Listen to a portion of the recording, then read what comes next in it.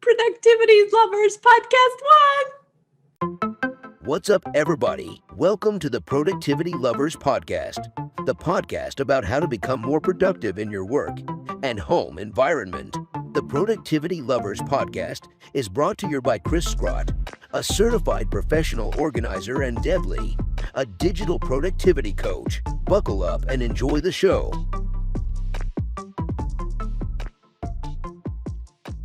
All right. Okay. Welcome to our Productivity Lovers Podcast first episode. Woo! Yay!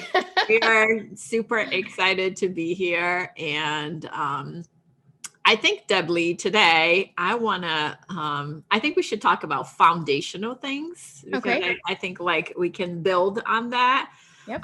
Normally when I speak on time management, it's always a pet peeve for me to talk about task management separate from time management. So before we officially jumped on the call, I said that I think you can never have good time management without having good task management. And the reason why I think that, like, if you don't know how long something is going to take for you to accomplish, how do you know how much the time to allocate into your calendar? And you had a different comment for it. So tell me what your thoughts are. Well, I agree with you that they're separate. So time and tasks are two distinct and separate things. So you and I are on the same page there. But I also think that they're commingling. I feel like they're in bed together. They are all entangled. And if you don't know how to manage your time, there's just no way you're going to be able to manage your tasks. And if you're not really managing your tasks, you're probably going to have trouble managing your time too. So I think it's this vicious cycle where they're separate, but they're together. Yeah, no, I totally agree. And what I think this is the proverbial, time management, like what came first, the egg or the chicken, right? Like if you manage your tasks better, do you have better time management? Or if you manage your time better, then you have better task management? I don't know. I have always felt that the majority of the people I work with have no idea how long their tasks are going to take. And that's the nature of the clients that I work with. I work with people that have ADHD, ADD, and time. How long a task takes is not in their, it's not in their, I should say it's not their unique talent for the majority of the people. Right. But that's not to say that, some of the people are not really good at that. I like to always disclaim things because I feel like not that long ago, I got a really nasty voicemail from somebody that said like, oh, not everybody that has ADHD is messy and disorganized and doesn't get places on time. And that is 100% correct. Absolutely.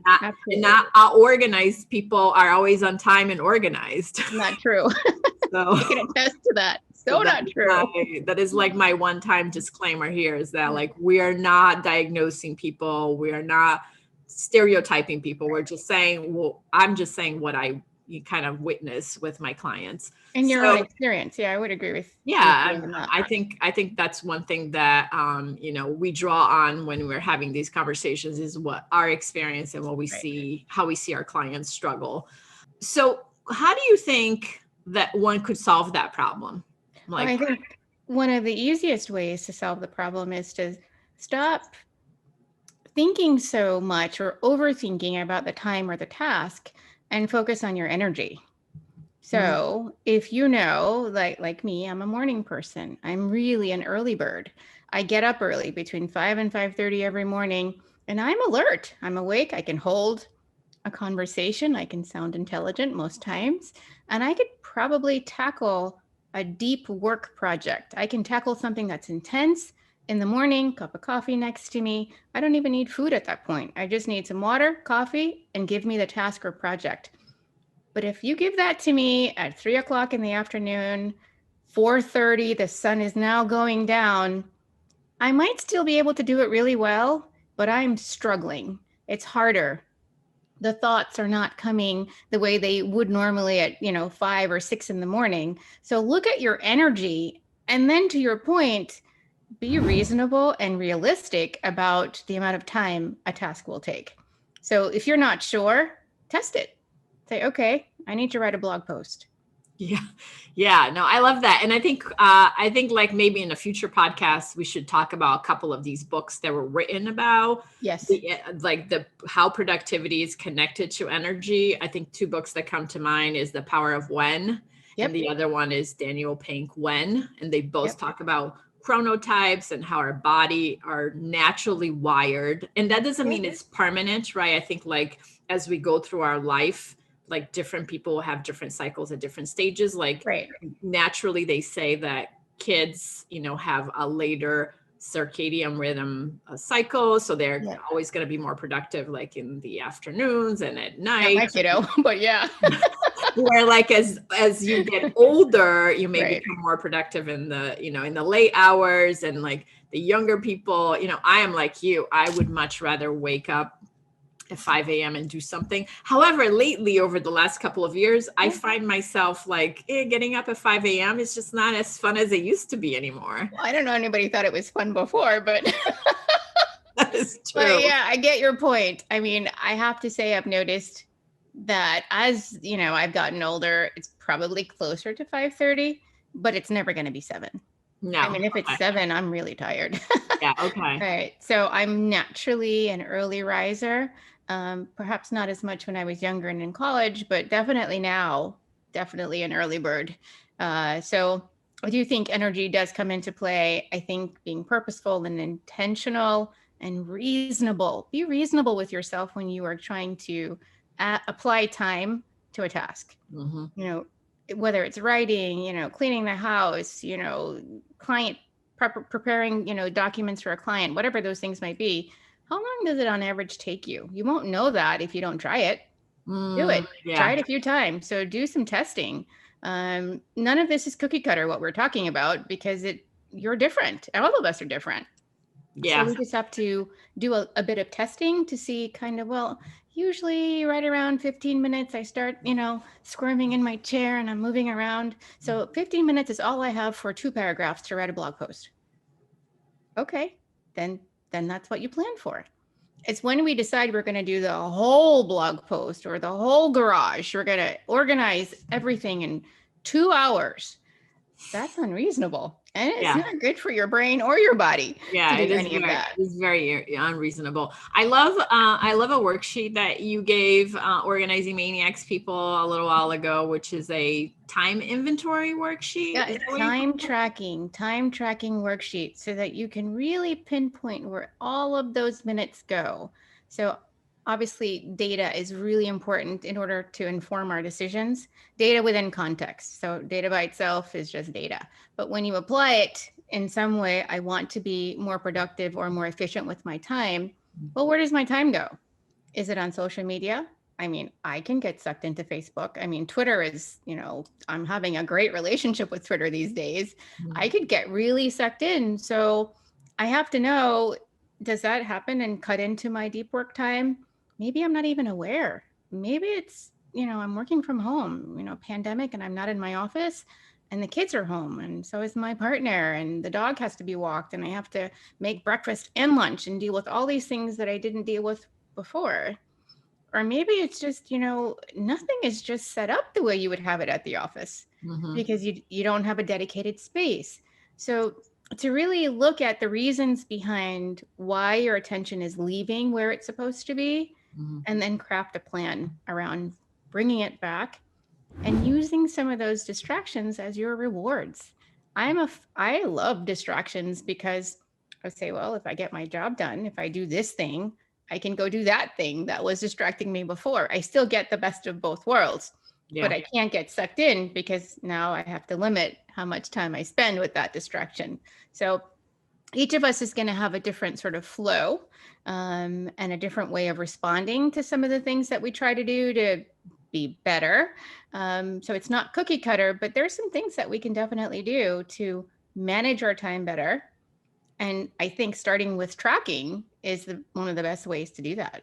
Yeah, I love that. And are you willing to give everybody listening to this podcast that worksheet? Absolutely. All right, so we're gonna put that in the show notes. So if you're listening to the podcast and you want to have this very valuable time tracking sheet, Deb Lee's gonna give it to you. Yes. And I think I totally agree that 100% is like, whenever I work with clients, oftentimes they say to me, how long do you think blah, blah, blah thing should take, right? Like I have some sort of a magic wand that determines how long a task should take. Right. And that I become the standard for the task, the task at hand, I mean, the other day, like a client she was asking me like, how long should it take to do laundry? And I was like, I don't know. It depends how big your load is. It depends what you're washing. It depends, like if you put a blanket in there, it will take, 1 minute to fold it. And if you put a whole bunch of socks in there, it's going to take you 20 minutes to match them. So the time difference is quite a bit. So I love the idea of gathering data first. Yes. In order to set up a good foundation for how do you go about like managing your day. And once again, I think like whenever I work with people that have ADHD, they have no idea how long these tasks are going to take. And they take different, like, one day they could take 20 minutes and the next day they could take 6 hours, because distraction is like the worst thing that ever happened to us. Well, I mean, it might, to your point, it might take 15 minutes today, but maybe tomorrow you are not motivated. Mm-hmm. You may be tired. You may have no energy left, and you just need a mental and physical break, but you still have these responsibilities. So some days it will work, and other days you have to pull out a different, tool from the toolbox to help you move forward. So that laundry thing, though, I don't like doing laundry. So I feel your client's pain on that one. Yeah, sometimes I have to make a phone call while I'm doing laundry so the time passes faster. It is just what a pain that is. I would like there to be a machine, some kind of tech tool that will put the laundry in. Okay, I don't mind putting the laundry in. I can do that part. But then this machine will make sure that once it's washed, it gets out of the washer and it goes into the dryer. And then everything is folded and then categorized into the rooms it needs to go in. And then all I have to do is just pick them up and take them. That is like the productivity world of the Jetsons of the future. I don't know. It could happen. I'm not going to say it won't happen, because, anything is possible. Well, if anybody out there is listening and they're, so inclined to create such a machine, I will help you fund it and I will pay for it. I will find a way. I will drum up some support. There and I will be your first purchase. We know people with resources. Yeah. Totally. Okay. So I think just to refocus, like how the difference between time management and task management. So for me, the task is the item that you must complete or advance in some way. The time is your overlay. The time is the thing that you apply to the task. Though those are two separate things, they are intertwined and they are connected, very seriously connected. And that energy is what helps you to determine how much time you need to allot to a specific item. Of course, deadlines also come into play. So, yeah, I love that. That was a really good definition. Like, tasks to me are things that you have to do. Yep. Me is like more like my to do. And to me, like time management is like the overall foundation that, my day sits on, because we all only have 24 hours a day and I like to sleep. As do I. So that takes a huge chunk of my, my daily time. Yeah. So we're going to give people the time tracking worksheet. And what other like foundational tools do you think people need when they're like, I don't even know where to get started managing my time. Yeah. I mean, a timer, I think, is a good thing. And you don't have to go buy anything fancy. In fact, if you have a kitchen timer, or if you've got a smartphone with a timer built in, a timer app, there's lots of free timer apps online, whether it's in the App Store, Google Play, or, the Chrome store. You can find any timer that can help you visualize time passing. I know you're a fan of the time timer. I love, Focus Keeper, I think it's called. It's a Pomodoro timer. So, 25 minutes on, 5 minutes off. A timer is a great visual aid. And for those of us that are auditory and need to hear the time ticking, you can find timers that do that too. That would be too much for me. I need silence when I'm working. But seeing the time pass, because when you try to teach kids how to tell time and how to figure out, how we get from 5 minutes to 10 minutes to 15 minutes, it's hard. It's not something you can hold. Time is very nebulous. It's sort of out there in the ether somewhere. Yeah. But a timer or a clock can really show you the passing of time, minute by minute, second by second, so that you can at least get a good estimate of how long you have used, how much time you've used, or how long you need to do a certain task.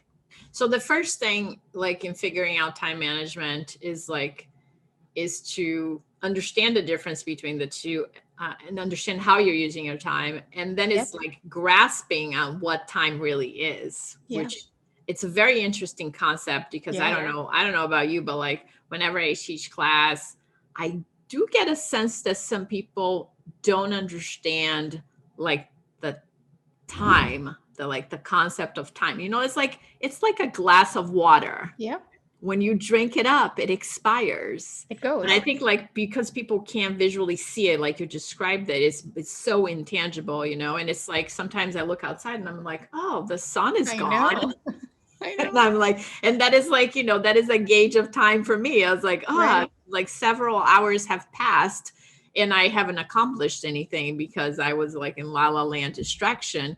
So I love that, like, to start off today, we're talking about time management from a perspective of like, even though it is intangible, in order for us to manage it better, we have to figure out how to grasp onto it and like use every hour of our day or even every minute of our day in a way that is tangible. It has substance.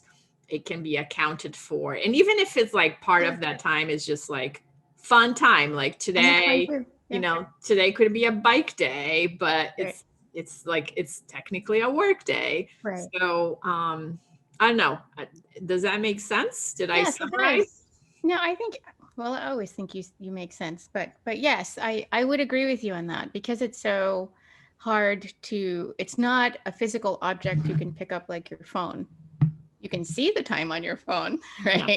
You can have an app that can sort of quantify that and help you to visualize it, but it's hard to figure that out. And it's hard. And if you do get easily distracted or get consumed with work, so that's one of the things I struggle with. I will sit down and I will keep working because it's coming, it's flowing, I'm in the zone. And this is amazing. But now 2 hours have gone by. I haven't gotten up once. I haven't had any water. I haven't gone to the bathroom. Nothing. And that, if I keep doing that, it's also not good for me. So there has to be a balance between the two. So we have to sort of build into the routine ways of checking and engaging.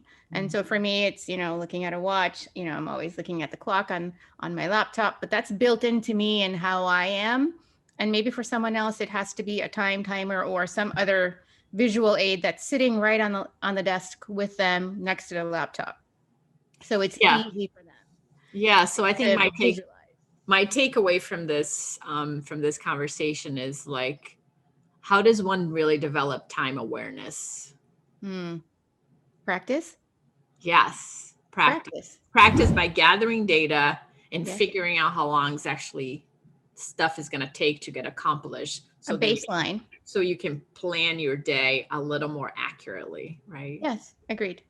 Cool beans. So we're gonna try to be efficient with our time, so we're not wasting your time. So I hope that this first podcast was long enough for you to come back and hang out with us some more and find out what other productivity tools or books or ideas, strategies. Yep. Concept strategies we have to share with you. Unless you have some last words, we're going to say we're out of here. We are out of here. But be sure to follow us everywhere at Productivity Lovers on social. And of course, subscribe to this podcast. Sign up and make sure that you know when you get notified when we push out some new content. So thanks for joining us today. Yes. And if you enjoyed what we had to say, give us some feedback. Podcasts love feedback, and if you give us a feedback, then other people will find us. So have an awesome, productive day. Bye, you guys. Bye. Thanks for listening to this episode of the Productivity Lovers podcast. We hope you enjoyed it. Please be sure to subscribe so that you get notified when we upload a new productivity podcast. For more tips and notes from the show, check us out at productivitylovers.com. talk to you soon.